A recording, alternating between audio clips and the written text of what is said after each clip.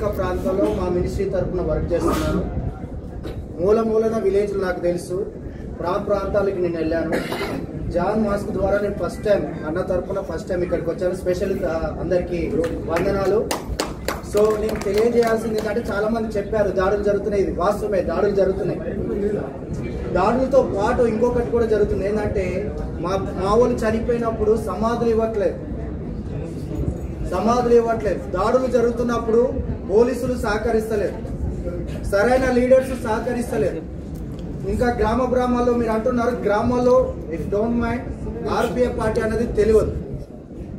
So మీరు ఇంకా గ్రామాలకు వెళ్ళి క్రైస్తవ పక్షాన కానీ, మైనార్టీసీ పక్షాన కానీ, ఎస్సీ ఎస్టీ పక్షాన కానీ ఈ పార్టీని ముందుకు తీసుకెళ్తే, ఇది పార్టీ అందరి కోసం ఉందని తెలిస్తే ఇది అందరికీ యూస్ఫుల్ ఉంటుంది.